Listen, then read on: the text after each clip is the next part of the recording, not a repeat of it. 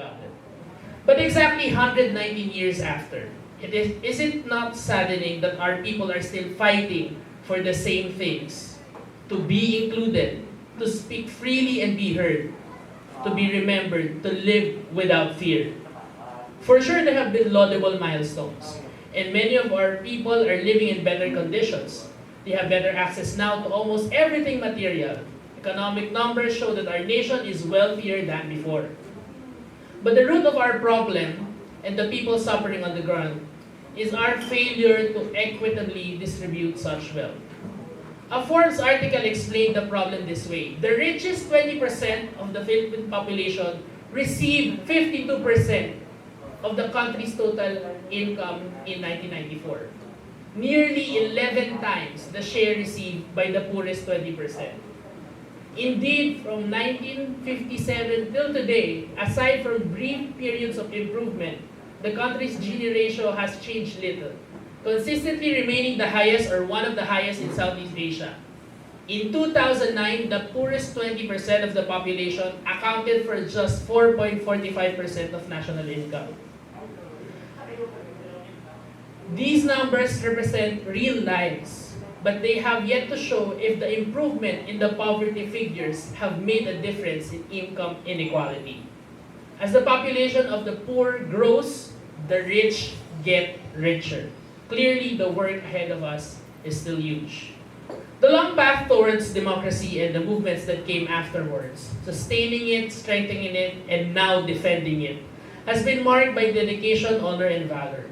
But it was also fraught with bitter mistakes, a huge detour towards dictatorship, senseless deaths, poverty, and shattered dreams.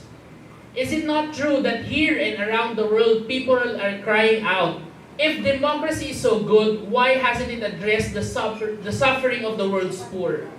Why is freedom only available to the ultra-rich? How about the freedom of the rest of the world's population to choose the paths their lives are going to take? I don't have the answers. All I know is what I see and what I hear. Our people can no longer wait to almost reach the real promises of democracy. Marami na tayong pinagdadaanan sa ating pagsisikap na maipatotoo ang mga pangakong dala ng demokrasya. Inip na ang ating mga kababayan, inip na tayong lahat. Pero buo ang loob ko. Maaabot natin ito at hindi matitinag ang ating paniniwala na tanging demokrasya ang makakapagpadala ng tunay na kaunlaran sa ating bansa. At the Office of the Vice President, our every effort and our every step is dedicated towards reaching the poor and marginalized. Every week, sometimes even twice a week, we go to the farthest and poorest municipalities around the country. We make it a point to go to their barangays in the same manner the people in those areas reach their homes, via small bangkas, trekking in small footpaths across rice fields, hiking on stony mountain trails, sweating during hot months, or drenched by the rain during rainy season. There is power in taking the difficult road. It transforms the concept of democracy into something tangible. That's because inconvenience and discomfort fuel empathy and real understanding. When we take the inconvenient path, it becomes easier to listen to the people with our hearts, not our ears. Our small team acts with more urgency and efficiency after each visit, as if their souls just touch the hearts of their suffering family and friends. And in these poor, suffering communities, we find hope for our nation. Sa kanilang mga maliliit na tahanan, tumitibay ang ating paniniwala na kaya nating abutin ang ating mga pinapangarap para sa ating bayan. Sa maraming pagkakataon, nakikita po natin kung paano salubungin ng karaniwang tao ang kanilang paghihirap. Bugbog ng kahirapan man o biktima ng kalamidad, sa kabila ng kanilang maraming pagsusubok, ay hindi sila nawawalan ng pag-asa. These are the moments that allow us to set aside the narrative of divisiveness, hate, anger, and attacks that we experience in our nation today. It is true that what someone said in passing, life is too short to bathe in other people's rage. Instead, we must change the narrative with hope, unity, and positive conversations. This is something that all of us can do to defend democracy.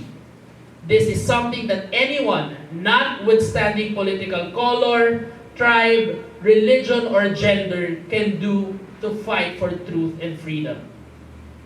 All of us here believe that defending our democracy is our biggest fight today. That hard work of protecting democracy will require all of us to be strongly united. We may have disagreements on how we do things, but we should never allow these disagreements to divide us. These are extraordinary times, and if we are able to lay aside our differences and talk to one another, we will be fighting enemies within as well as without. We will not stand a chance. It is imperative that we are united and focused on what are truly important. We are already seeing our institutions being eroded. They are already weakening. We must move swiftly and effectively if we are to ensure that they are strong enough for our children's children. And more importantly, we must point our institutions towards inclusivity if we are to create a nation strong enough in these extraordinary times. In doing that, let us be more serious about giving the marginalized a seat at the table. When there is inclusivity, even at the birth of all our efforts, we are more likely to succeed. Oh, kaya pa? 75 pages pa. Throughout the history of the world, from the Egyptians during the early days of mankind to today's technologically empowered societies, the roots of discontent have been caused by weak institutions that allow an entrenched minority to monopolize economic and political power. A documentation of why nations fail shows that countries that have allowed democracy to thrive and build strong inclusive institutions are the countries where people thrive better. We need that desperately now. Our people deserve to thrive better. I have been to Marawi several times over the past years, the latest being last March when we launched Angat Buhay for Lanao del Sur. The images of what I have seen before the siege are embedded in my mind.